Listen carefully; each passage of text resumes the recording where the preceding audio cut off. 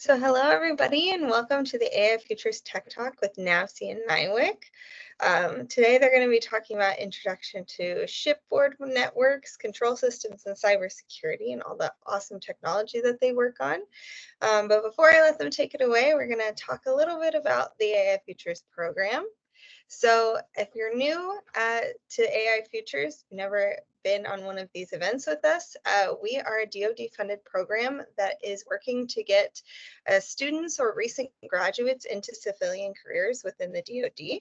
So we do this through a number of ways. We host student events like this one, our online tech talks, and we also provide student resources like our informational sessions where you can come to get help with your resume, your LinkedIn profile, and learn about great opportunities like careers within the DoD, as well as ways to get internships, scholarships to further your education and things like that.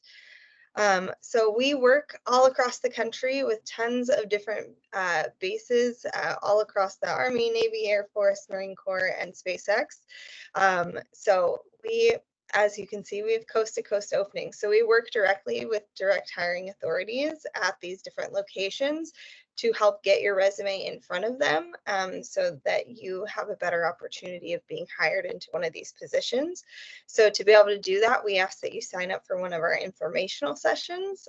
You go through the process with us, we work over your resume, and then once that resume is looking good, has our stamp of approval, we're able to put it into our pipeline and match you up with job opportunities across the country. We do take a look at like where you would like to be in the country, right? So we help, let's say you're like, I just want to stay on the East Coast, that's where I'm from, that's what I know. We help match you with opportunities that fit that location, things like that, to make sure that it's what you want to be doing and where you want to be doing it, all within the DoD. So our events, like I said, we host tech talks like this one. We also post all of our tech talks to our YouTube page. So if you want to go back and rewatch this later at a later date or show somebody else, like, hey, I saw this great talk, you're able to do that through our YouTube. We also sponsor hackathons. So hackathons around the country. We just recently sponsored at Blossom Hack a couple weekends ago now, so that was super great, and we're able to connect with students there. And then we host our own live events as well. So one of the big ones that we do that we're actually doing today at Tennessee State University is our AI GVC, so our AI ground vehicle challenges, where we bring in little robots that we have and students go through challenges of getting those up and running through a maze. So those are super fun. Great events, and so you can check out all of our events at aifutures.us. It'll show everything that we have coming up. So if there's an event that you want to go to or see if we're coming to your university, you're able to do it there. So as you know, we've got speakers from NAVC and NIWC today. So NAVC is in Philly, and their division is responsible for the machinery systems on board U.S. Navy ships. So this is the mechanical systems, electrical power. And then we also have engineers from NIWC for Pacific today, which they do all the development, applied science, systems engineering, and all that stuff. So without further ado, I'm going to let them take it away and introduce themselves, and welcome everyone. Okay, I'll kick us off. My name is Gregory Mann. I am the branch manager for Code 512 in Philadelphia. We deal with machinery control systems, mainly on LCS ships and FFG. So a little bit about what I do. All right. Hey, good afternoon, everybody. I'm Ben Pearson. I also work at NAVC Philadelphia Division. I'm also a branch manager, and I work on a different platform than Greg, so I'm DDG 51, Machinery Controls. Hey, hi everyone. My name is Jaime Calderon. I am the current branch manager for the ship controls, surface combatants. So pretty much, you know, the steering wheel, right, or the helm of the ship and all that controls to steer the ship. Before that, I did some networks in the networks branch for all surface ships in the Navy. And right before that, I was working with Greg, actually, doing machinery controls for the LPD program. That'll be all. Thanks. Hi everyone, my name is Nirav Prambat and I'm the lead ISSE. I work on implementing cybersecurity controls and good cybersecurity policies. Hi, everybody. My name is James Thomas. I'm from NIWC. I'm also an information systems security engineer, and even though I work for NIWC, my project is for NSWCPD. I also serve as NIWC's STEM intern site coordinator. I think that might be it.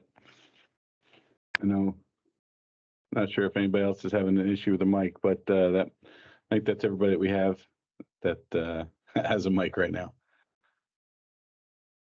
Should we? All right. I guess we'll run right into, let me share my screen here and we'll get going. All right, I'm going to kick this over to Ben to start us off. Thanks. And next slide, I'll just run everybody through the agenda, Greg, if you don't mind. Perfect. All right, so I'll give everybody the overview. I'm going to kick it off with some controls 101, kind of covered at the high level. And again, this may be a little bit of repeat for some of you that are in the engineering classes that have already taken some of those junior and senior level classes. But again, we'll keep it to a slide or two, and just to get everybody on that kind of that same page. We'll talk through some of the common control system applications that you probably interface with in your everyday life. And then we'll kind of switch over to talk through how the Navy actually utilizes control systems and what those different layers look like on some of our Navy shipboard side. Then we'll kind of dive in a little bit deeper with some of the shipboard control systems and shipboard networks. And then kind of finally wrapping it up and kind of how it all ties together and how we implement cybersecurity of some of the experts that we have online here today too. So we'll be passing it off as we go through the presentation for some of the different speakers that we have. And then the final step here, I know we'll talk through some internships and opportunities, how you can get involved as a college student as well. All right, next slide, Greg, thanks. So I guess the textbook definition of control system, and I'll just read just that first half. Right, a control system manages, commands, directs, or regulates the behavior of other devices or systems in a control loop. From a size perspective, right, I think it's a common misconception that when we hear control system, we think this large, complex, interconnected system. That is true.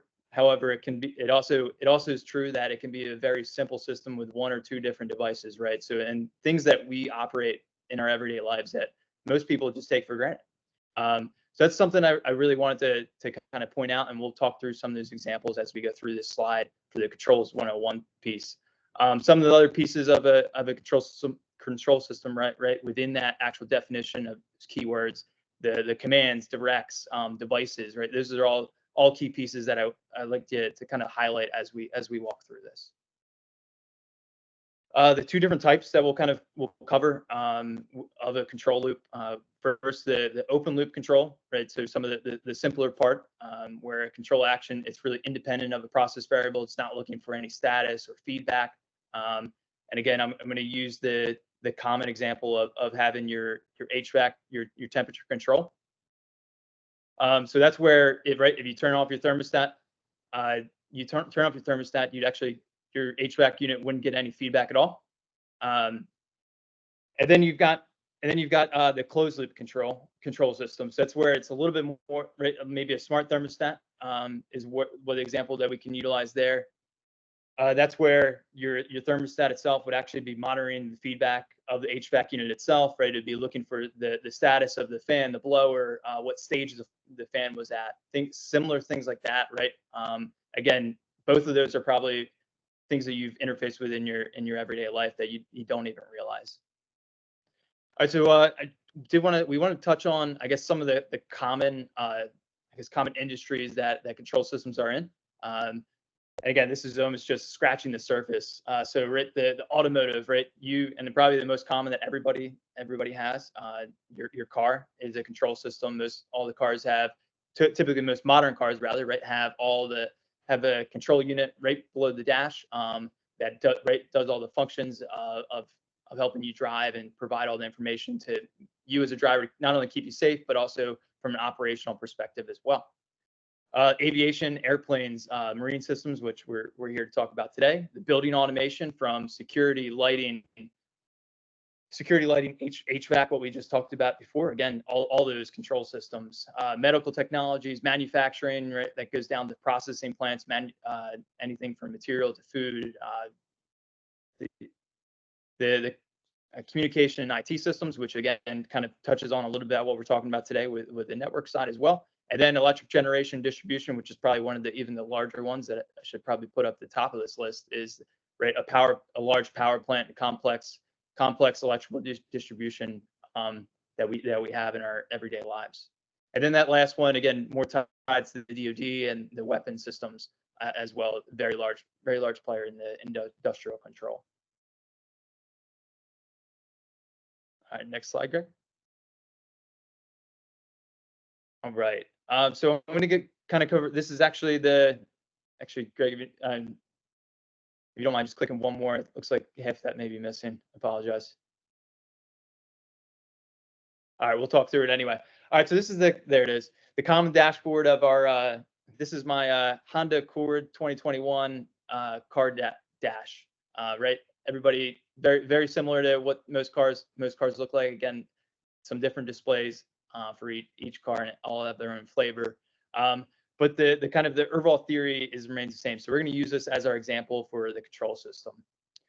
All the cars, again, most modern cars will have all of our sensors that actually feedback, and that's when you look at, you pop your hood, you most likely see wiring harnesses that kind of go through the go through the engine block right through the dash, and again, all different sensors all throughout the engine itself. All of those, right, are used to help you drive the car as the operator, rather the operator as I'm sorry, help drive the car, and then also drive it safely and protect yourself and others. The couple of the common sensors that are on the engine block, we'll kind of go through those on the left that help you drive, right? Fuel level. If you're getting the car, you need to make sure you have proper fuel to drive the car. That's typically done with a float that actually just floats on top of the fuel itself, and that gives that electronic signal back to the control unit itself, and then it's displayed onto your dashboard itself. Car speed, again, ensuring that you're not going too fast to get a ticket. Very important. Again, that's actually coming right from, and we'll go through that in a little bit more detail of kind of how that signal flows from the actual sensor itself to your car dashboard as you see it as the driver. Then a few other ones, right? The revolutions per minute for transmission side, and then the temperature, right? So you actually have some of the temperature sensors all throughout the engine block itself as well. Again, ensuring that you're not going over some of the safety limits that they have set from the manufacturing side. And then on the indication side, right? So maybe not something that's necessarily a number, but more of an on or off is the indication lights. So those are examples, and these are probably more geared towards actually not only keeping you safe, but also the car itself, right? So that check engine light, most people don't, right? When that check engine light goes off, I'm hoping that most people on this line don't just keep driving when you see it flashing. I know that can be a common thing. That's actually, right, that's really the indicator that, hey, something is going wrong, actively going wrong, right? And we need to pull over or to actively get that to a mechanic to investigate what the error code is coming off and actually triggering that, right? So that's more of a safety of the car piece. Oil level, similar, right? There's a low oil level or even high low oil level sensor that actually will feed back to notify you that, hey, you're operating within a limit that is unsafe for this car to maintain. It could cause catastrophic failure. So again, some of those common themes, right, and all that information displayed to the operator is something that we can take and apply to even some of our Navy systems that we'll talk about, that Greg will touch on as well.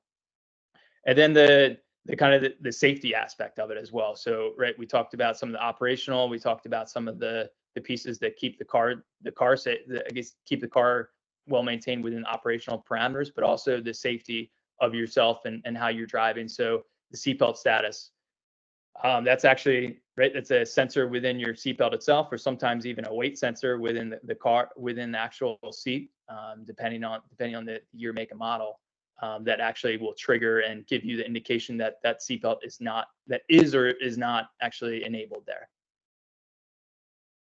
And then the final one, which we'll touch on a little bit, is that electronic stability control. Again, more related to the safety of your vehicle and how you operate it as well.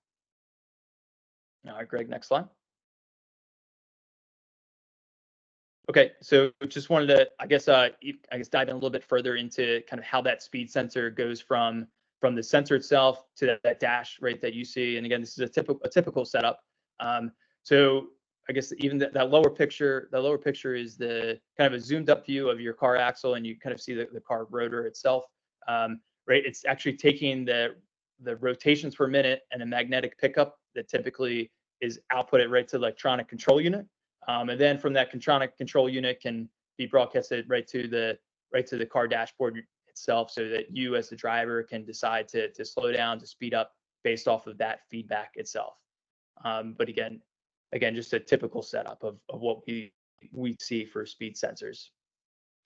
All right, so kind of going back to that closed loop control, what we talked about, and I kind of like to, this is something that I think everybody can relate to here as well.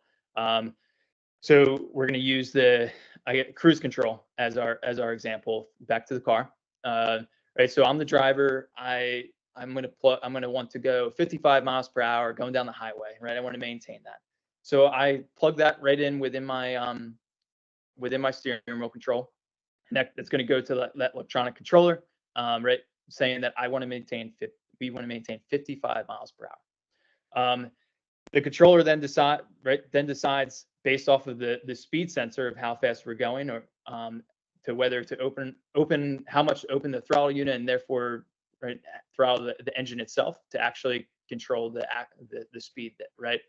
And the important piece is that feedback of the speed sensor back to the controller. So that's what's always going to get fed back. And again, the controller is making those decisions for you. You as the driver you're not necessarily braking. You're not necessarily putting your foot on the gas pedal, right? All that is being done automatically, right? That's a closed loop control happening all by itself. And again, very simple example of how we can implement some of these sensors for feedback to actually take care of all the different control units that you have in your everyday life.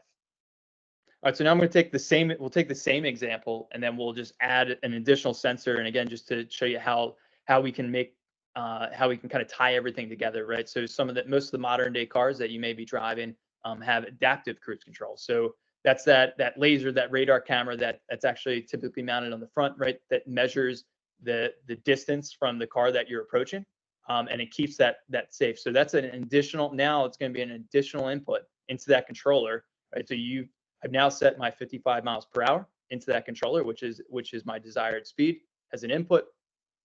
And then based off that, controller then decides is it safe? Is it safe to progress forward based off the distance from where my car is to the car in front of me, and then based off of that would then decide what the actual controlled output speed should be.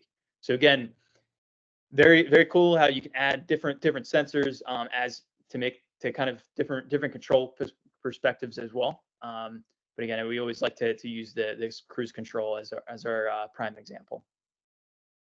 All right, next slide, Greg. I think I'm going to kick it over to you. All right. Yep. Yep. Greg, over to you. All right. So Ben kind of gave some brief overview of control systems, how you see them in your everyday life. I'm going to get a little more into the types of control systems on Navy ships. So the things that we have to worry about and control on Navy ships. So what does a Navy ship need as far as a control system? In short, everything. It's out on the water performing its mission. The crew needs everything you need here and more packed into a ship. So some of the systems that we have on Navy ships, we're gonna break them out into a couple categories here. Mobility, so that's movement, propulsion, thrust. We're talking about your typical propellers, that you might think on a surface ship, or there are ships with water jets on them. So different types of kind of propulsion there. They all need to be controlled. Steering, obviously, you have to be able to move the ship and steer. So steering has its own kind of set of controls. And then you need everything to go along with that. So you may have an engine, big engine with connected to a shaft, back to propellers. You need oil, fuel, water, etc. to make that work. So all those auxiliaries that go along with it as well. And then survivability.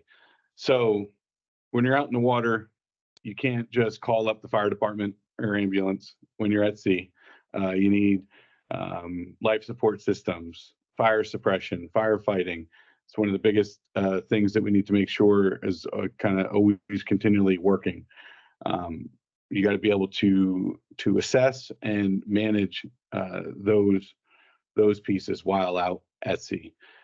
Detectors, so smoke, fire, flood, those different types of detectors. Those are part of your survivability. Power systems. So need to generate kind of all the power that we need, for all the systems and for everything that's used in general day-to-day life. Normal 120 outlets, plus being able to power an engine, a couple engines, all your AC plants, everything like that. So we have to generate that power. So there's power generation, control, regulation. We have to get that power around the ship. So you have all your breakers and things like that around the ship. Different types of protections, making sure, overspeed, over voltage, those types of protections are built in. And then power conversion. So all these different systems use different types of power, different voltage levels. We need to make sure that, there are conversion pieces throughout the ship to make sure you're getting the right power, clean power where you need it. And then there's electric propulsion thrown in here as well. So this is, a way to electrically move the ship through propulsion. So it kind of eliminates the need for some of those mechanical components that are required to move energy to the propellers or the water jets. So that's within the power systems as well. Missions and operations. So, you have to be able to move and store food, weapons, be able to get them to the right spot at the right time. You need freezers, you need specific handling places and elevators for munitions to be able to move them around the ship when needed. That all has controls, monitoring on it. Anchor and boat handling. So a lot of different ships have different ways to launch and recover kind of a small boat for missions like this. So those different systems have control systems. And then environmental compliance, making sure that we have the right indicators, sensors, that we're being environmentally friendly while we're out there, while the ships are out there. So those are some of the control systems. Basically, everything you can think of that you need in a daily life is on the ship and controlled and monitored. Right. So, what makes up the control system? There are a couple different layers that we're going to talk about, break this down. So we have the presentation layer. We're going to kind of get into each one of these in a little detail, except the network layer, that'll be a little later. So you have your presentation layer, your network layer, your control layer, and then your field devices. So I'm just going to get kind of right into this.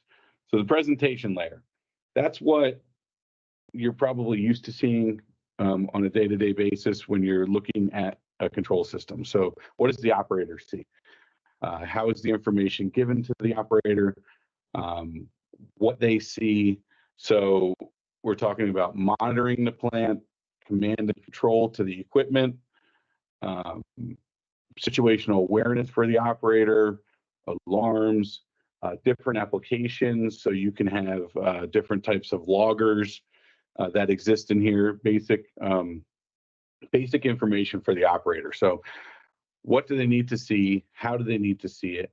How do they need to control the equipment on the plant? And how are they notified of any issues or anything like that?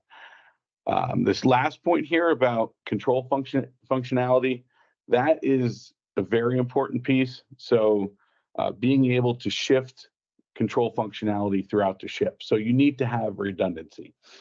You can't have one console that, say, controls one piece of equipment. What if there's a fire in that space? What if the console is inoperable for some reason? You need to be able to shift that control, kind of be able to be flexible when it comes to that, and move that control to different areas and different consoles. One thing is that has to be done smartly. You also need to be careful not to have multiple consoles with control at the same time.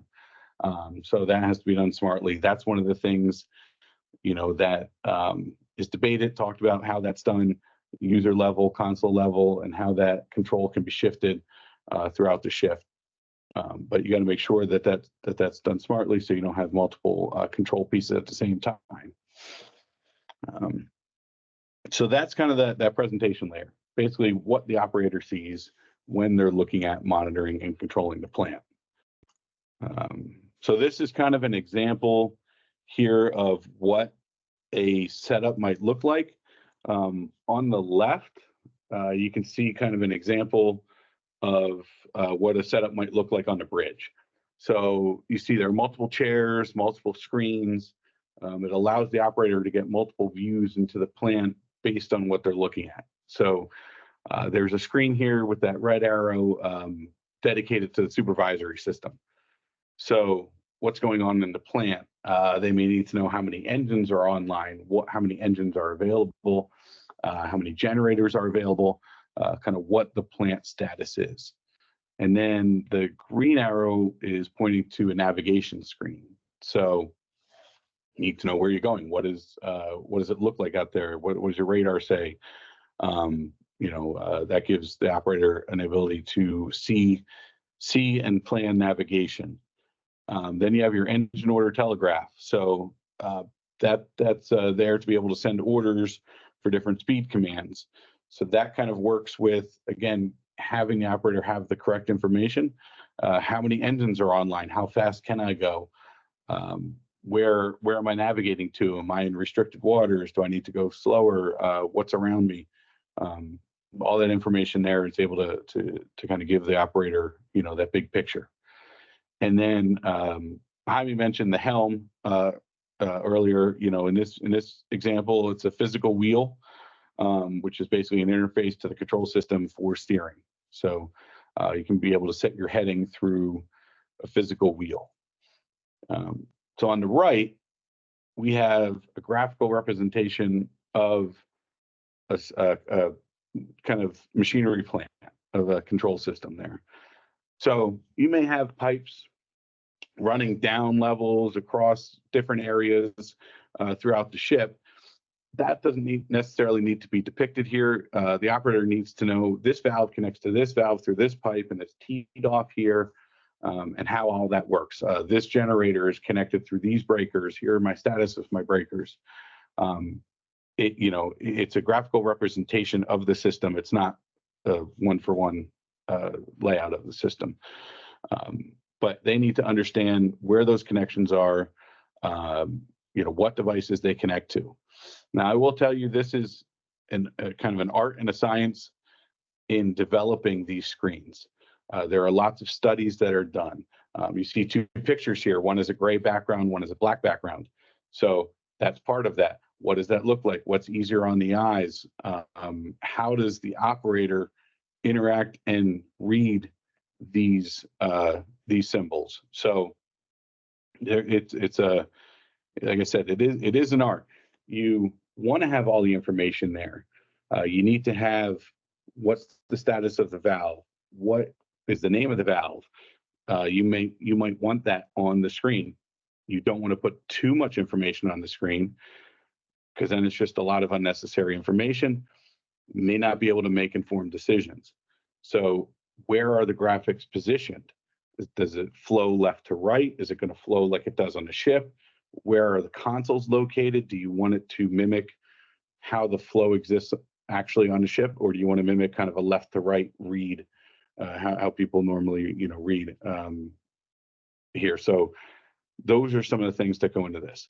The colors are a big deal. You inherently see colors and think of something. Like if that valve was red, there's probably going to think there's something wrong with it. So red is normally a bad color. Green is good or on. Yellow might be checked, inoperable, something like that. But those colors inherently mean something to you.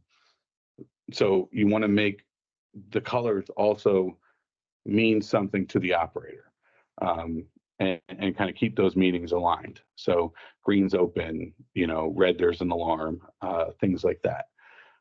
One thing here you can kind of see on the bottom of that screen on the right is a little white box. Alarm management is another big thing to think about. So that's something that you always have to be aware of. If everything's a priority and a severity 1 alarm, then nothing is.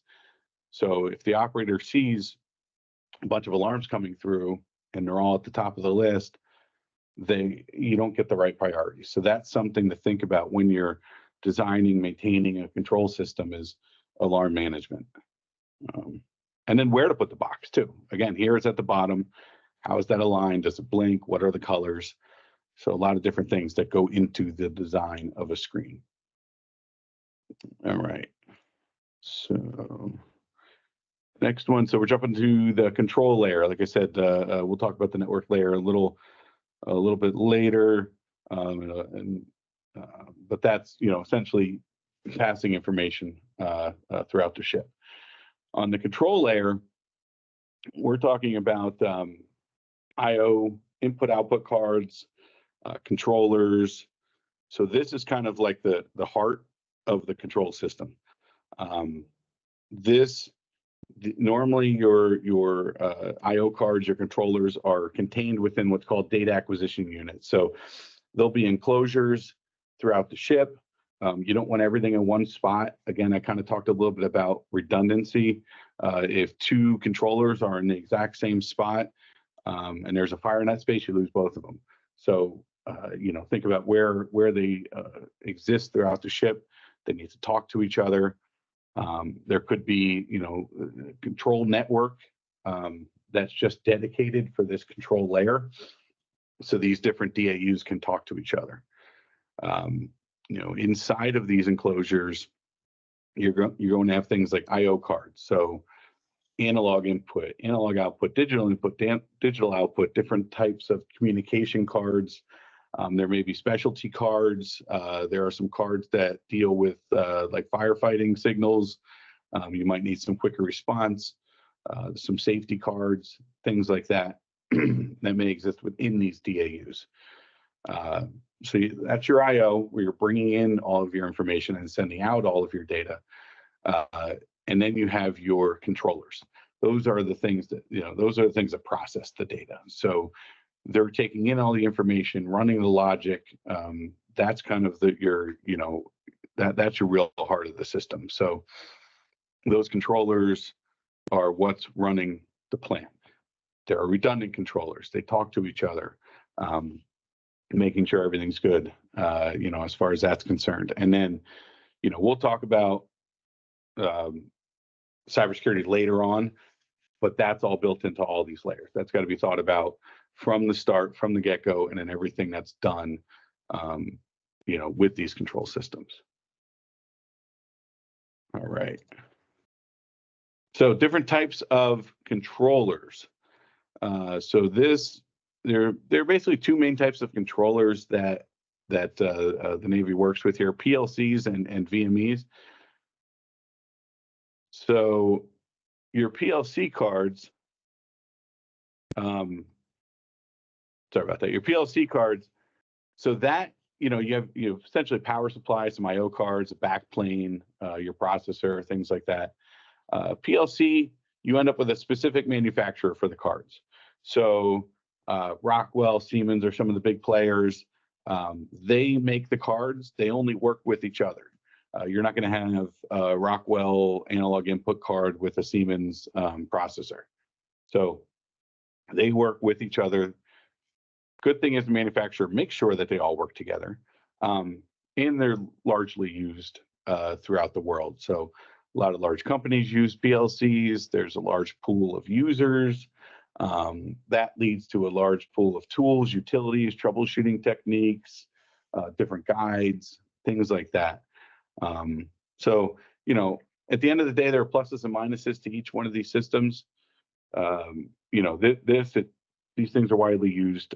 You basically have long lifespan, you know, with these cards because they're used throughout industry. So you get a lot of that. So, you know, $8 billion a year kind of industry with the PLCs. A lot of people use them. Some of the other cards that are used are VME cards or VPX.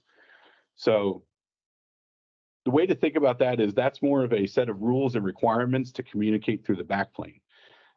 It's not card X can only work with card X, and card Y can only work with card Y. It's a set of kind of rules and requirements to communicate through the backplane. So because of that, anyone can manufacture cards, you know, or the processors. If you essentially utilize those, the communication standards, you can communicate. So anyone can really manufacture cards. Generally speaking, they're not made on as large of a scale as PLCs because of that. And, you know, a couple things that need to be done is the end user integrates the processor, the memory, the I/O communications. You have to pick your operating system, drivers, communication software. So that's good and bad. You can make kind of unique proprietary type things. You can do, you know, some of those unique communication protocols that you might need, as long as you're following the guidelines to communicate over the backplane to your different cards. So, so those are, you know, again, some of the pluses and minuses. And then this is, you know, approximately $500 million a year industry. So you can see the differences as far as, you know, what's used throughout the world. All right. So that's kind of the control layer. What makes up that? So now I'm going to touch upon real quick the field device layer, and then I'm going to turn it back over to Ben. So the field device layer, that's your actual devices, your actual tank level indicators, your pressure sensors, your valves, your motors, your pumps, your engines, kind of your end field devices. They could be, you know, there could be direct connections to these devices. You can have an analog, you know, output from your control layer connected to some sort of speed signal on a device. You could have your pressure indicator connected directly through two wires to an analog input, or even a digital input if it's an on-off, directly into your control layer. This could also be a connection through a communication module or a field bus device. So you could have a connection where coming out of your control layer, you have one connection coming out, connection to a kind of a controller. It could be another controller down at the field device layer, or a communication module. And at that point, you can send multiple signals over that same cable. So there are different types. Different ships have different, I'll say, a distribution of hardwired versus communication or field bus connections to your device layer. But you know, so there's normally a good mix of that, and there are certain reasons why you might want you know, communication module versus a direct connection signal count. You've got to be careful of your cables, your wire, all that adds weight to a ship, which is important.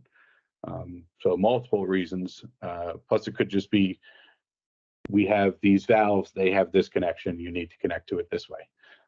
So a lot of different reasons why those connections vary between devices. All right.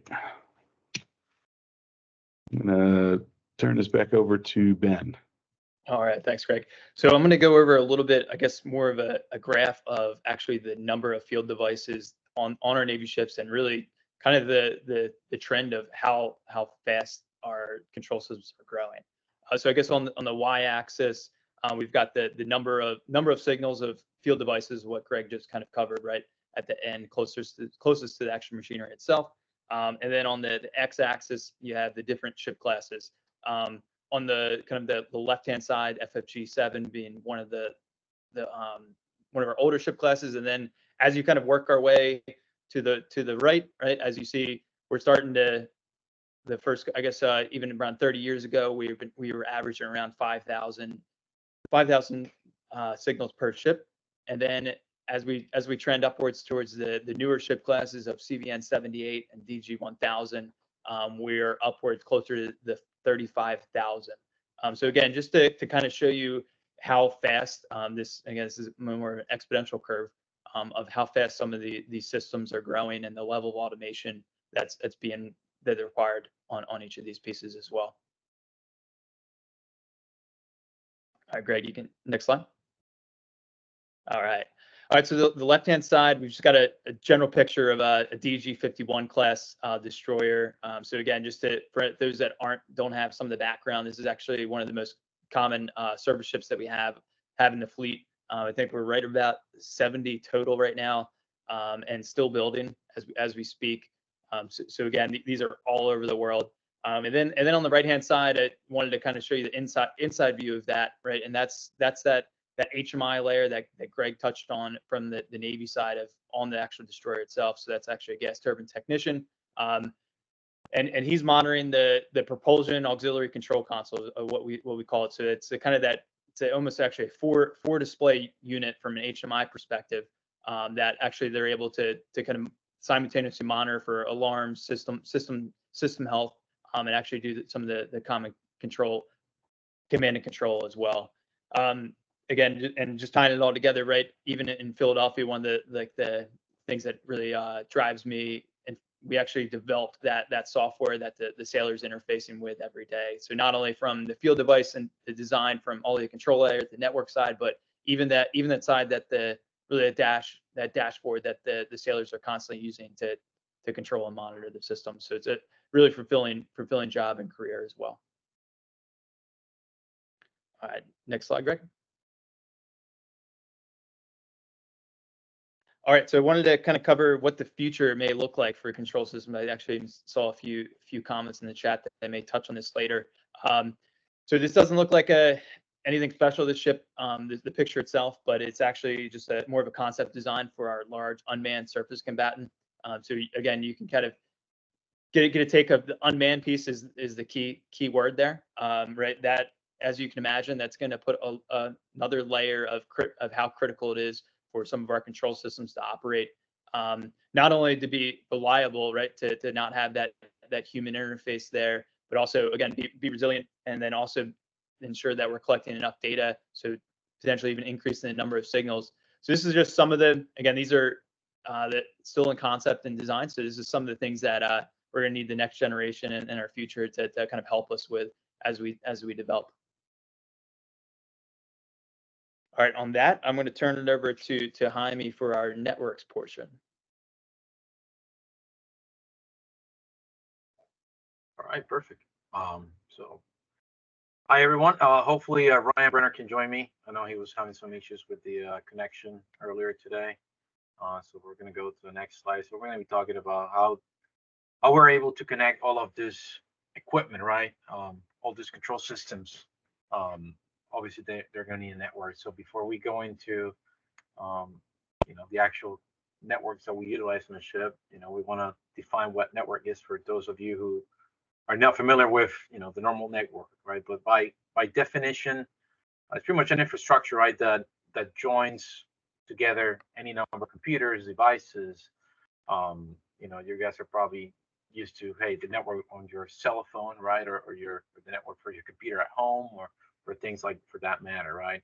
So here's some different networks that are you might see around. So local area networks as the LAN, the wireless local area network, or metropolitan area network as the MAN, and the wide area network, right? Which we're going to discuss more in detail. So we can go to the next slide. There we go.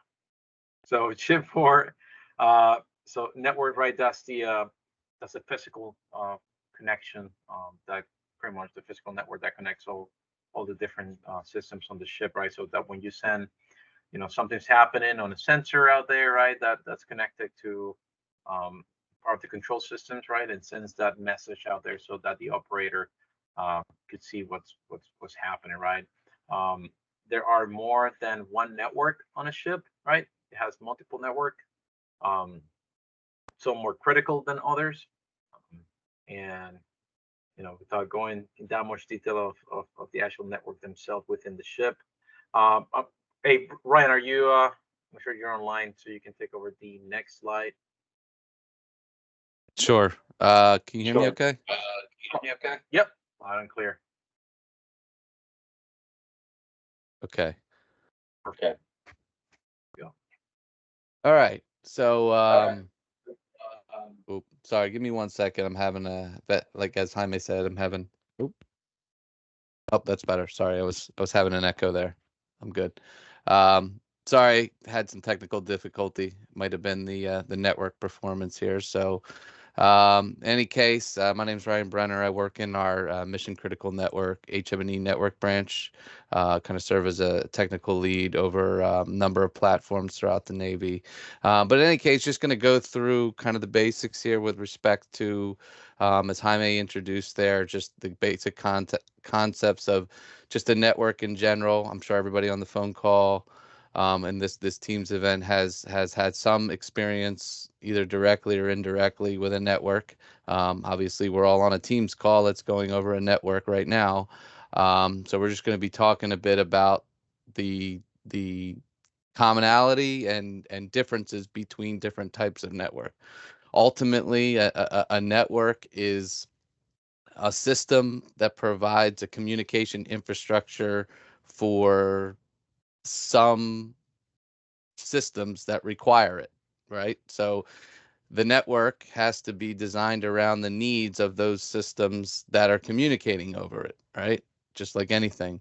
So general purpose networks, what's a shipboard network? Obviously, it's a network that's installed on a ship that is servicing those devices on a ship that require that communication highway to communicate with one another. Mission critical shipboard network. So essentially that's a specific purpose network that where the mission essentially dictates the high availability and reliability of it, such that, again, driven by the types of systems that are communicating over it. And what we're going to show in this next slide coming up is the different types of systems essentially that are on a ship and how they have kind of come to be grouped into different what we call enclaves throughout the ship. So we can move on to that next slide. So as I was saying that essentially not all networks, even within a ship, are equal, as what really drives the network design throughout the ship are the systems that connect to it, right? So on the ship, you essentially have right around 4 primary enclaves that support common feature sets, and that ultimately drives the level of robustness, the level of availability requirements that play into the network design for those respective systems. That large blue bubble off to the left of the chart, HM&E, home mechanical and electrical systems, that's essentially the what we're talking about in this entire brief. With NSWC Philadelphia primarily concentrates in HM&E control systems, and that's essentially what we're talking about here with regards to the types of systems that are communicating over it. As been mentioned here, you can kind of see in those small bubbles. It's a little small, but propulsion, ship control, damage control, electric plant, auxiliaries, data acquisition systems, all kind of communicating over a common infrastructure to provide that interoperability and integration. Those types of systems, as we're going to talk about a little bit, are more of what's called, and actually with all these systems, operation technology, as opposed to what you've more commonly heard of as information technology, IT-based systems. So as you can see here, there's a number of bubbles. So we kind of that are kind of grouped together around the functionality of the end user systems that they support, HM&E. You've got navigation. Obviously, that's very important as far as conning the ship and ship knowing where it's going, and as situational awareness. And so that's kind of grouped into its own enclave. You've got C4I. That's kind of that is more of your administrative type land. So like, sailors getting email from anywhere in the world. I mean, that would come in through external. So C4I is going to handle most of your external comms out to the world coming into the ship. I should have mentioned that earlier. HM&E is more concentrated on internal communications to within the ship. Same thing as navigation. That's what that IC stands for in the ICDN acronym, Internal Communications Data Network. And then, of course, these are Navy ships, so combat systems is a big component of the ship's overall mission. So they're typically segmented out into their own enclave as well. And then in the lower right there, there's aviation, which is also a large component of and that varies obviously from one ship to another. Aviation certainly has a pretty much is the main role for something like an aircraft carrier, as opposed to some other ships that may just have like a helipad or something, like where the aviation enclave would expected to be smaller and more concentrated on a particular area. So essentially this is kind of not all networks, even within a ship, are equal. And each one of these, it's ultimately driven by what the use of that network is and which systems are communicating over it. So next slide. One thing I will just mention that I did forget to mention on the prior slide is, there have been attempts, right, on other ship classes to try to tie every one of those systems into a common single network across the ship where all of the systems are. Essentially, that segmentation was kind of birthed out of recognizing that didn't really work so well, even though a lot of the different systems may utilize similar technology to achieve their communication. Again, not all of those systems are equal with regard to their requirements. So the segmentation was kind of birthed for a number of reasons. One, cybersecurity, and which I believe there's going to be some slides on that later on.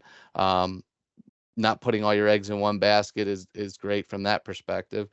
Two, supportability. That's really a big piece, as far as the Navy is split up into many entities throughout the country that support the Navy in different capacities. As I mentioned before, Philly is more concentrated on hull mechanical and electrical systems. So it kind of makes sense, the network that's tying all those systems together is kind of in the same organization as the systems that connect to it. That you can imagine can be difficult when you have a network that is tying all the systems together and they come from various system commands. So supportability is very difficult from that aspect. And again, mission of those systems also plays a major role in the various enclaving that was mentioned in that slide. So just on this, just kind of give a higher level kind of generic concept of comparing different networks. Just in general, this isn't necessarily specific to shipboard or non-shipboard, but you essentially have on your left there the different rows kind of the categories of attributes that you would be designing to, and then across the office land, industrial land, mission critical land, kind of the comparisons of what would drive the network design. So for example, the primary purpose, if you see on the first row, and how what that primary purpose would be, comparing what in a traditional office land, you could even equate that to your home network, versus an industrial land versus a mission critical land. So an office land, obviously, and you can see at the bottom there, that probably should have been moved to the top. The technology around an office land home network is, again, I sort of mentioned this before, is information technology, whereas more in the industrial and mission critical lands would be operational technology. So in an IT, data is king, right? Everything is around data sharing. Everything's around is exactly that. Just data is everything. Whereas in operational technology, while there's going to be data, the over the network, the operation of the systems connecting to it is king, right? So everything is centered around that operation, and to ensure that that operation can take place, whether it's within the business itself, like an industrial land, your that into operational technology would be critical to supporting what that company does, whether it's the manufacturing line, automation, essentially, if that thing goes down, it halts the very fabric of what that company does, as opposed to their more office land, where they're exchanging communications with the outside world. Those things are important too, but the operation is essentially the backbone of what that,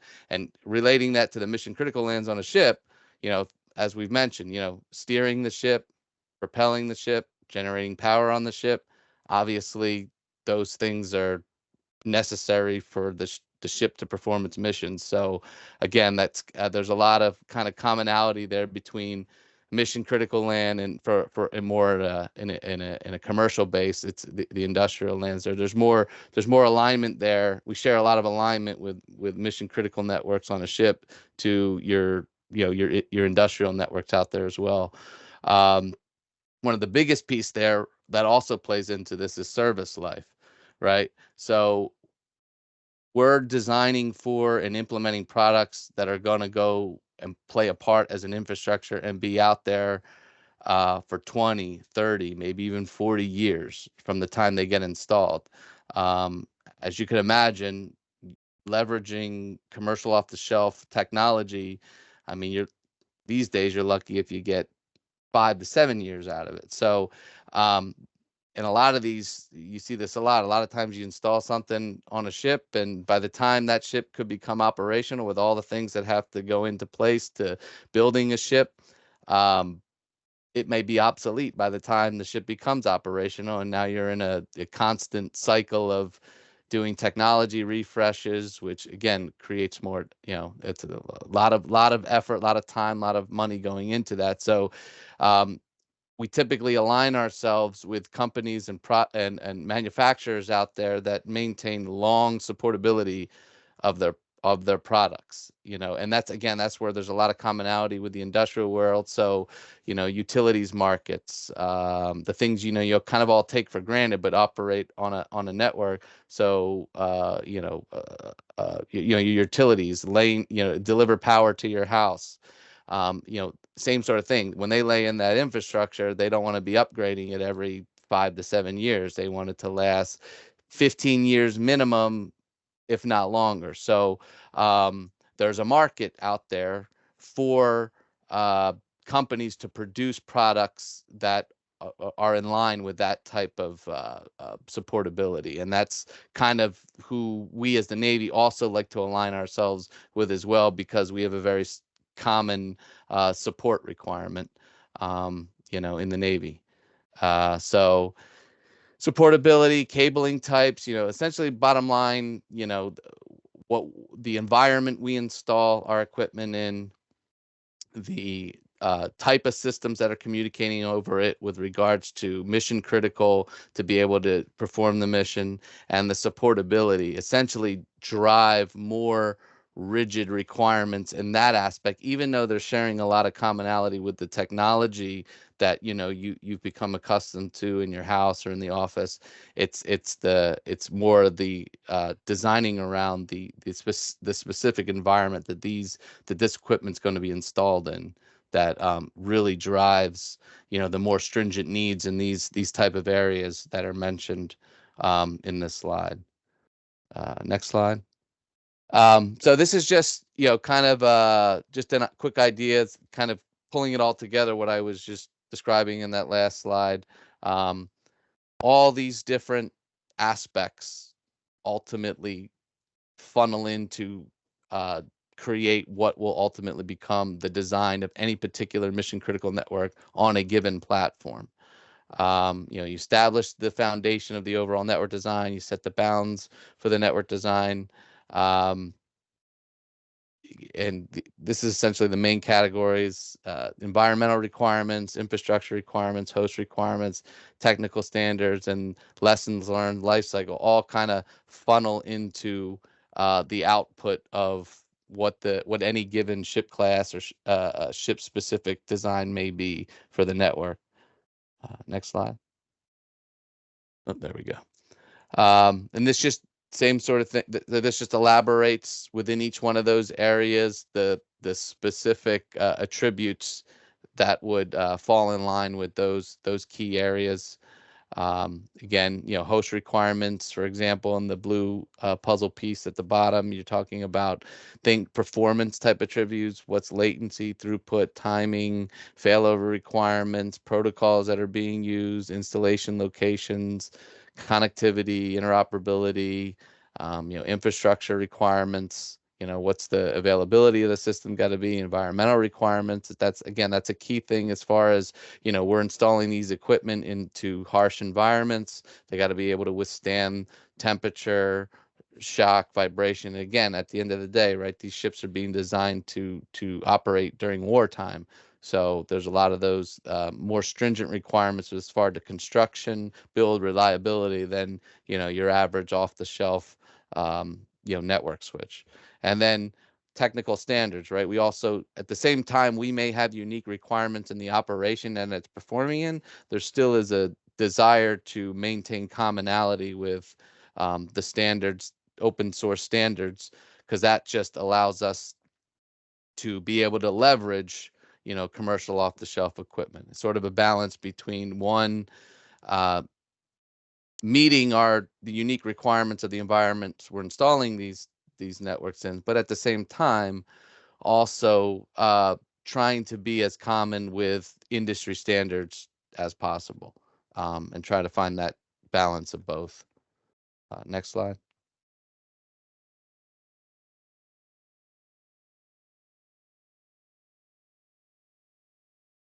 So these would just be a sample of questions, when you're designing a network or an architecture, things you would ask that would be part of the design process. What's the size of the platform on the ship and when the network's being installed? Obviously, that plays a huge role. Every ship, class of ship is different. Every class of ship mission is different. Again, the mission of an aircraft carrier is different from the mission of a DDG. And the size of those ships obviously are different to support those various missions. So a key piece you got to take into consideration when designing a network is what are what we call SWAP requirements: space, weight, and power.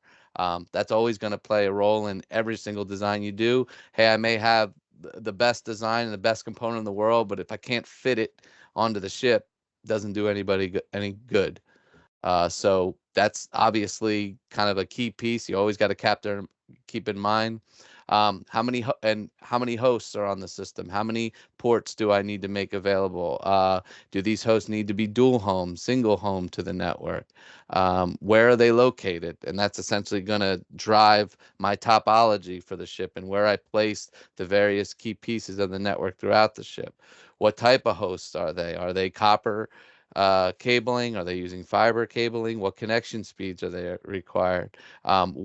What's the fault tolerance of the systems that are on the network? Obviously, as it's been mentioned before, these are mission critical systems. They need to have redundancy baked into the design of the system such that failure, a certain level of failure can be tolerated and the system can still be fully functional. So how much fault tolerance and timing of that fault can be absorbed by the systems before you notice impact on the operation of that system. So all these things essentially kind of funnel into producing, the architecture that is adequate for whatever it is you're designing it for. Next slide.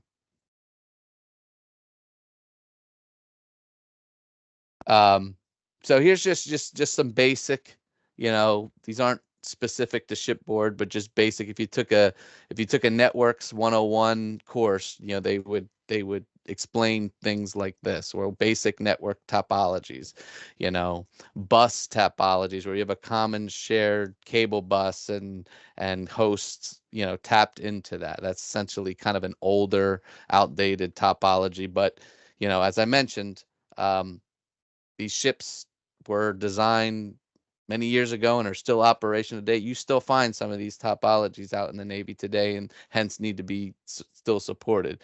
Bus, tree, mesh, ring topologies, star topologies, partial mesh, full mesh. I mean, these are just examples of how I'm interconnecting my primary network devices over which all the devices are going to connect through as part of the network. So next slide. And then here's just kind of example of mission critical network topologies that are and have been deployed throughout the fleet.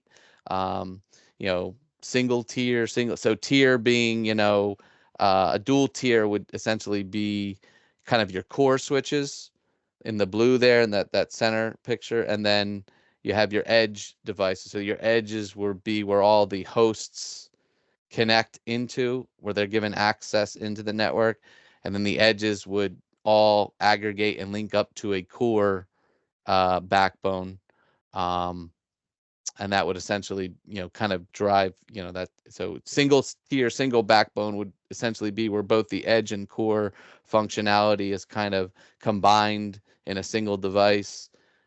Dual tiers where you'd separate core from edge into a single backbone, and then we have those where we have dual tier and redundant backbones, essentially just one being a more robust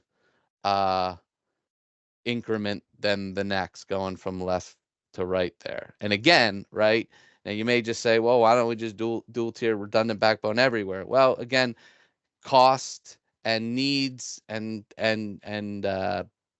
size and available real estate of the system, again, back to all those questions that I mentioned, which goes into it, that design may not be the best or most cost-effective solution for that particular hull or class of ship. So all those factors have to play in to ultimately give you the best design and what's most appropriate for any given class of ship. So I think that might be it. If there's another slide. Oh, that's it.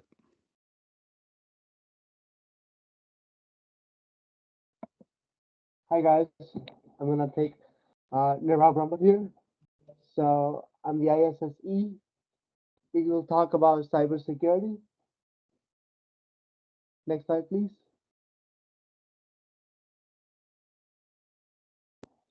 So what is cybersecurity?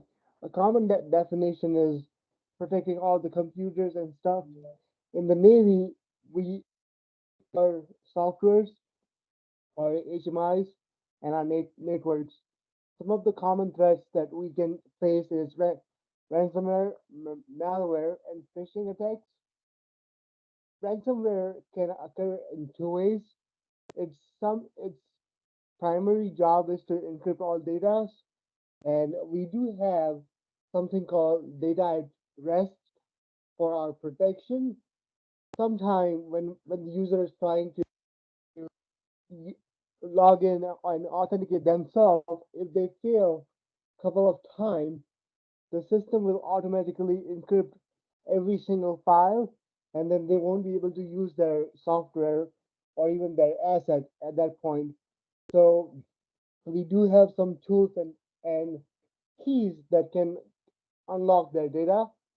Additionally, for malware, because we do keep our system up to date, sometimes we may face certain vulnerabilities that can get infected and that can affect our softwares. Specifically with the phishing attack, it's not that common, but there could be at any given time where a user decided to share their government email somewhere, or if they started getting um, fraudulent emails or websites and they start forwarding them. That's when we do see some of those attacks happening. Next slide, please.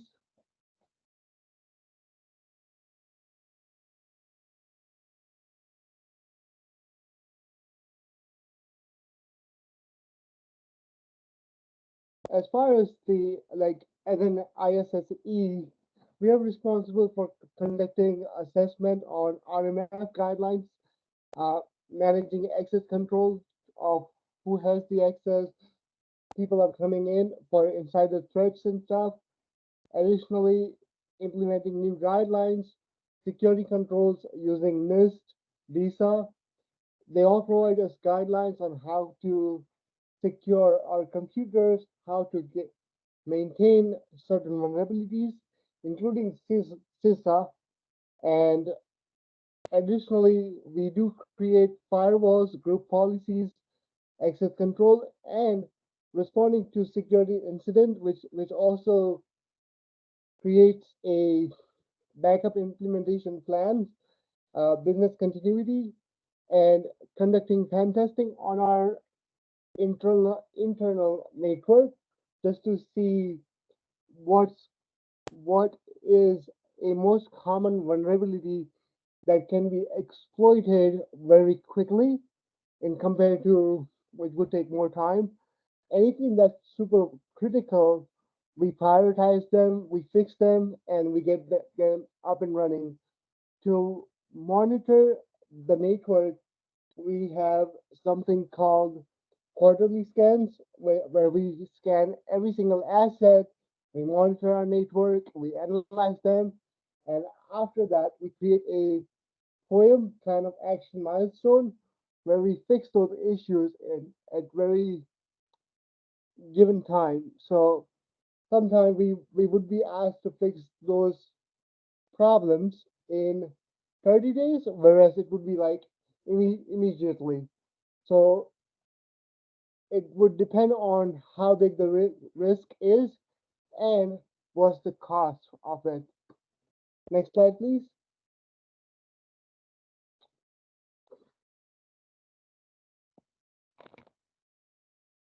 And I think this is John. Right. Jim, sorry. Yep. Thanks, Nirav. So yeah, expanding on the information system security engineer role and what goes into that. We've talked a lot about networks on ships and different systems on ships, but not necessarily how it gets there. So in the Navy, we use the risk management framework, or RMF. And it's kind of the process to take a system, take something you want to take and implement on a ship, and how does it actually get there? You can't just roll down to Best Buy and say, "Oh, I'd like to put that laptop on the ship." Well, there's some steps you got to go through to get there. That's part of what Nirav and I do as ISSEs to get those systems on the ship. Like I said, RMF is a 6-step process to get that authority to operate, the ATO, the yes, it's okay to have this on the ship. It starts with the first step, which is categorize the system. So what are you actually looking at? What is the system? What does it fall under? What are the requirements? Things like that. that goes into step 2, where you look at your guidelines from DISA, from NIST, to see what is applicable to your type of system. And then this is kind of where Nirav and I come in steps 3 and 4, where sometimes, depending on whatever package it may be, we may have to implement the security controls ourselves, or we may have other engineers, the rest of the team, implement those controls. And then where we definitely come in is step 4, where, as Rob mentioned, we are doing vulnerability scans. It'll often be quarterly scans to see, hey, what new vulnerabilities are out there? Is it applicable to our lab space, to the systems that we have, et cetera? And that gets kicked off to the validator and the ISM to see, okay, so these are the results of all these scans, and we have X, Y, and Z vulnerabilities on this type of system. Is that an acceptable level of risk? Do we want to mitigate more? Do we want to shut down more things, et cetera? And then we get that ATO. And that's really the life cycles from step 1 to 5, but there's a little bit more with step 6, where we, yep, we're done, we're great, right? We got the ATO, we don't have to do anything else, but not necessarily. Security is an ongoing endeavor where we're going to continuously monitor different vulnerabilities that come out, different updates, patches, et cetera, before we push them onto the ships. So that's where those quarterly scans, beyond that first initial set, comes into play. We're going to constantly scan the system, constantly get it revalidated, and an ATO usually lasts around 3-ish years before you have to get the whole system go through a reaccreditation process. But it's still to make sure that things are up to snuff. And that's, again, where Rob and I kind of sit in that, like, step 3, step 4, step 6. We've got some other roles that also are involved in the Army. System security manager. It's also, there's sometimes an officer in there that helps out, and they're usually who's in charge of categorizing the system, selecting the security controls, and then the validator is the one who kind of says, okay, yep, I've looked through all the documentation, I've looked at all of the test results, and yep, this is good to go. This should get an ATO. This is allowed to be on our ships.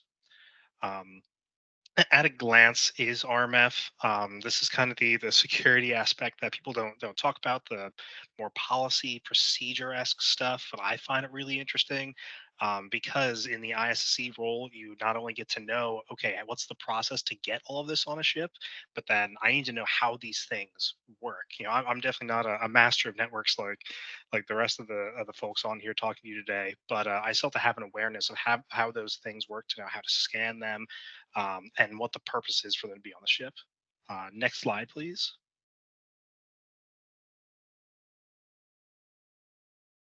Also, this is just like something else in general of how to stand out in cybersecurity, or in any kind of field. If you want to try and get some of those certifications in cybersecurity, like Security Plus, the CompTIA exam, I know that we have to be a part of the cybersecurity workforce, and I believe that has to be the different types of things that are required are either your degree or getting the Security Plus certification. And even if you don't have any intention of going for Security Plus, it's really good to look at those learning objectives and see, okay, I need to do X, Y, and Z. And if you can prove in your resume and the content that in your knowledge, that what those things are, that's going to help you to stand out, because it's kind of the baseline of cybersecurity. There's a whole lot of really free and great tools that you can play around with on your own time. Wireshark is a network analyzer. Autopsy is for digital forensics. Git, Shodan.io, VirusTotal. There's so many. If you use a VirtualBox to create a virtual machine and just start playing around, those kind of things that show that you're interested in those extra kind of tools outside of the classroom really go a long way. And also, you should try to have an elevator pitch about yourself. If you're in an elevator with Bill Gates, you have 30 seconds to try and say, hey, this is why I should work here, and these are my ideas. That may not be a bad idea to have, because you never know who you're going to run into, whether it's at a get together, you go to a conference, a job fair, whatever, of just, hey, this is who I am at a glance, and that'd be really cool. You also want to tailor your resume and cover letter for each job that you're applying to. we see often that people just kind of throw together this generic one and toss it off. But if you look at the requirements of the job, that definitely is important and can help you, you know, be a cut above a lot of your peers. And I know that they're, and not necessarily for the Navy, but I know some organizations are starting to do those you kind of AI filters. So if you have some of those things they're looking for in the job description, that definitely helps you stand out. I definitely recommend overleaf.com is a great tool for making resumes. It's free. You code your resume using LaTeX, so you're also learning a new skill while you do it. And I think it really makes some very pretty resumes. And just the generic, make sure you say thank you after the interview. It keeps your name in the mind of the interviewer. Um, and it's just a polite thing to do. But those are just a handful of things that you just kind of keep in mind as you're starting to enter the workforce. Next slide, please. All right, then I think that I'm going to turn it over to Tristan. I'm not sure if your mic's up now or not to talk about some of the internship opportunities that we have at NIWC and at NAVC and other opportunities. Yeah, absolutely. Can everybody hear me okay? Oh, can I everybody can hear you. me? Okay, good. Thanks. Sorry, it kicked me off like right before I came on, which was really terrifying. All right, so we're going to talk about different types of methods that we use to engage students like yourself. So we have a combination of ways that we can engage students. Some are internships. There are capstone projects that we can get involved with within the schools. Sometimes there's shorter term school year projects as well. So we have one project called the NREP Fall Engagement Program, where we engage students who have applied for the NREP program, which is an internship program. I'm going to go ahead and put, it says I am disabled from chatting. Okay, interesting. All right, well, I have a bunch of links to share. So maybe what I'll do is at the end, I can share my screen real quick and go through the links instead so people can see things. I'm not exactly sure. I think maybe after I got cut off. Oh, there it goes. Now it's letting me do it. That was weird. Okay, that worked. All right, so I just tossed a link in the chat. That's to the Naval Research Enterprise Internship Program. That's probably our biggest college internship program across the entire Department of Navy. That's not just the groups that are presenting here today. As part of that program, even if you apply and you don't get in, there's still a potential that you could get picked up in the following fall semester. So I will say that all application periods for pretty much everything I'm going to talk about right now are closed for any of the summer 2024 programs. So really what we're talking about is summer 2025 applications at this point. All those application periods will be opening in August 1st, or at least some of them will be opening August 1st. There's kind of rolling applications for a lot of different programs here.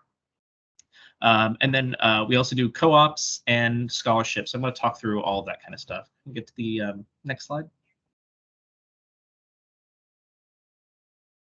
And by the way, those aren't just stock images that you see on the slide. Those are images of actual or interns doing things within the various programs. So these are all some of our internship project examples. Really, it just identifies what we do as a command. So the Naval Surface Warfare Center Philadelphia Division specifically, and I'll let JT maybe chime in on Naval Information Warfare Center Pacific, but NSWC Philadelphia is responsible for shipboard machinery systems. So basically what I tell students is that if it goes on a Navy ship, we're responsible for it in some sort of way. So that includes all those things that you see listed there. The posters on the right there, some examples of some actual work that some of the students have done for us over the summer, but really every student has a completely different experience because pretty much no engineer or scientist or mathematician or whatever is doing the same job twice. There really isn't a whole lot of job duplication. Everybody's kind of doing different things. JT, did you want to talk about NIWC at all? Yeah, absolutely. I think you put it really well that every intern's been working on something different. That's a question I've often gotten, year after year. What do the interns usually work on? It's like, take your pick. I mean, it's a variety of different software projects.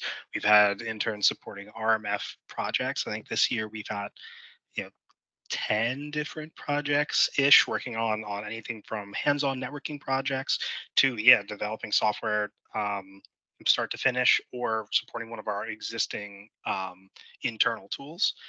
We're definitely more of focused on the cyberspace, and there's not too many hands-on things like I think you'll find at Naval Surface Warfare Center in terms of networking, but a lot of the more software development-esque projects we've got at NIWC and supporting our different cyber projects.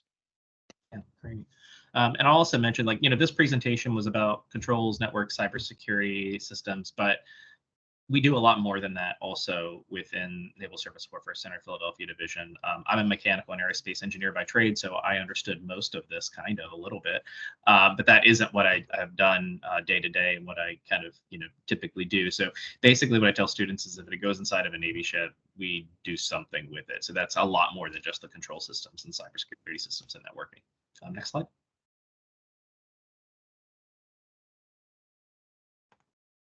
There's like a 5 to 6 second delay when we click the next slide. There it is. All right. So here's a bunch of different internship programs. The ones that I want to focus on, I'm actually going to toss some links in the chat.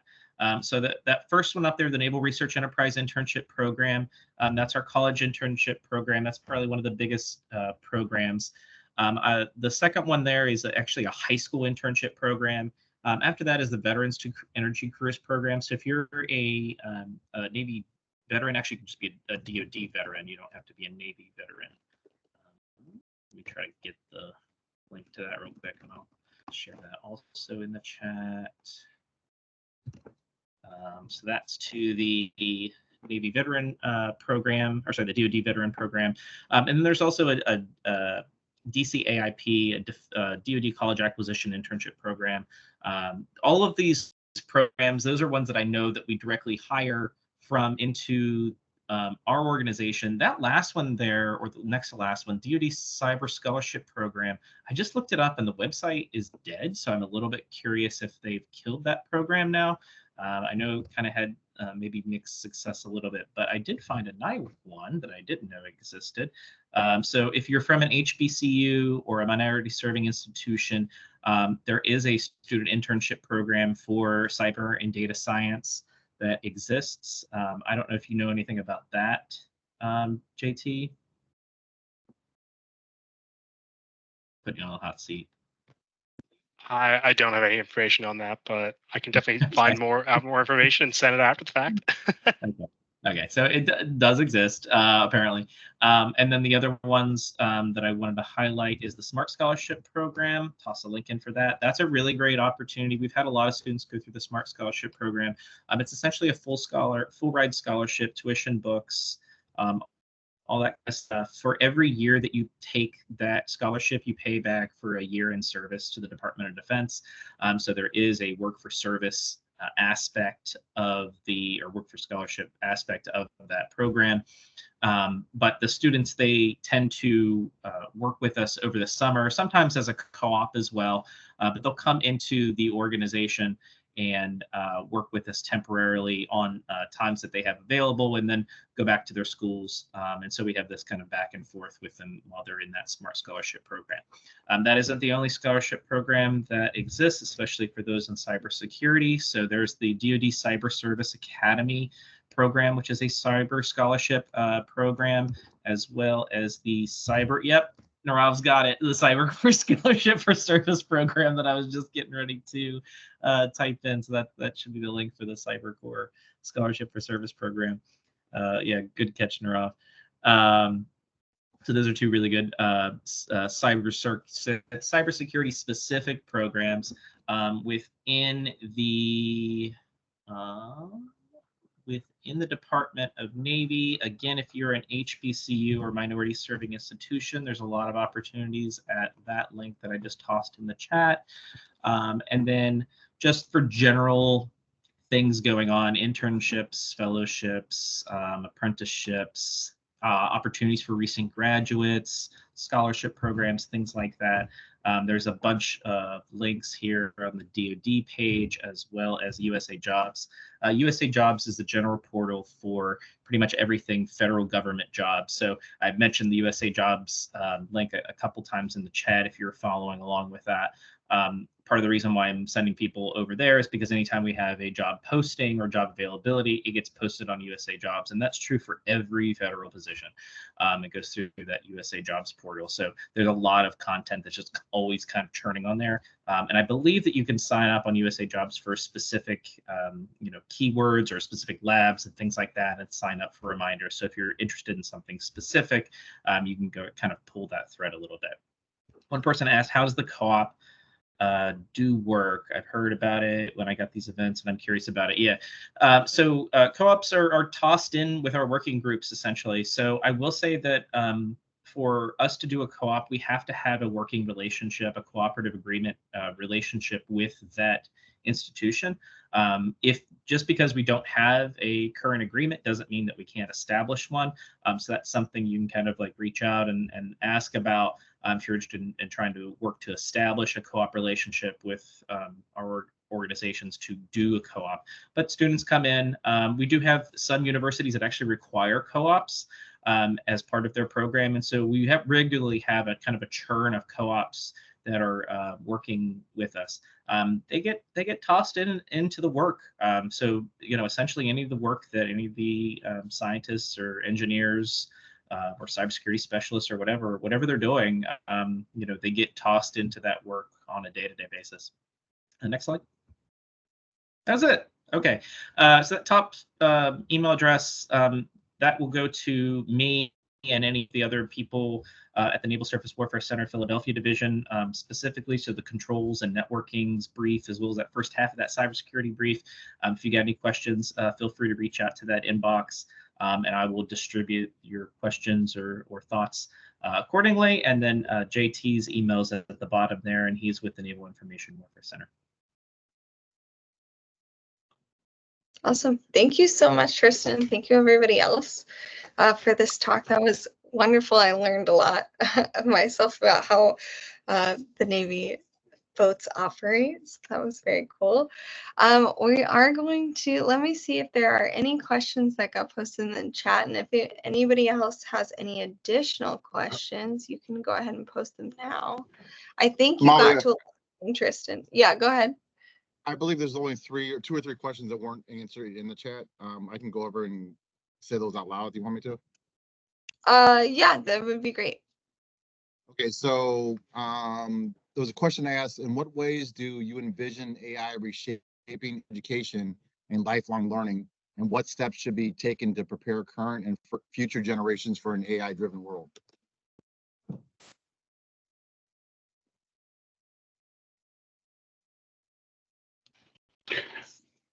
Okay, I could chime in there. So it's from a, what can be done. I think it's the same as what can be done with any new technology. Learn to understand what capabilities exist and try to stay one step ahead. We try to do the same thing. So it's, what exists out there, what R&D efforts, can be put forth to utilize new technology smartly. I think one of the things you're going to see is decision making. So what exists, what kind of decisions can be made quicker and using the information that exists. And, some of that you'll probably see on some of these unmanned ships that we touched upon, and some of that technology. I don't know if anybody else wants to chime in, but that's kind of what I see coming up in the future.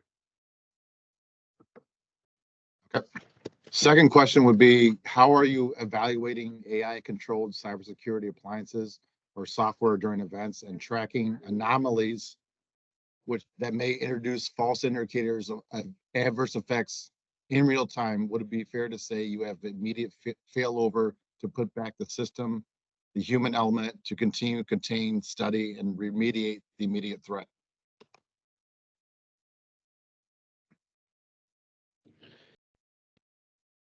Yeah, so if someone from cyber side wants to chime in, it can, that gets into a little bit of what can we throw out there, but it's, there are types of things to detect anomalies, how to decipher if it's a real issue or not. There are systems built around that. I'll kind of see if anybody else wants to chime in, but anybody else? Yeah, I'd say it's definitely something that that is consideration, for several different warfare centers in terms of use of AI. I'd say something that I want to point out is it still is a pretty new technology in the grand scheme of things. I know it's been, the number one thing in the news recently, but I like to kind of circle back to the conversation about RMF. And there's a reason that, processes like that exist, to make sure that we're not just, new AI dropped, we've got to go full steam ahead. No, we have to test it, make sure that, this large model is going to work the way that we anticipate before we just kind of implement it. And oh wait, is it actually accurate? Isn't it accurate? So there are processes in place like that to make sure that the product is what we want to use, and that whatever issues may occur or may not occur are within kind of acceptable parameters. Yeah, to James' point, in a previous life, I used to work in private industry, food and beverage type plants and things like that. There were a lot more things that can be done. I don't know if I'll say on the fly, but kind of changes made on the plant floor in that industry than can be done here. I mean, you're talking about a Navy ship, lots of dollars, lots of money, lots of lives at stake. Jumping into something brand new takes some research, development, testing, that type of thing. So there's a lot that goes into that, and processes are in place for a reason, as James mentioned.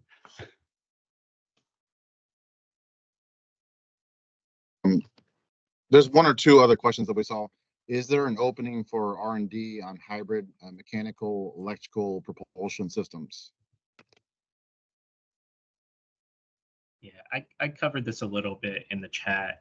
So we do that work. We do hybrid electric drive work. There's actually a presentation that I posted in the chat of a publicly released presentation on our hybrid electric drive work.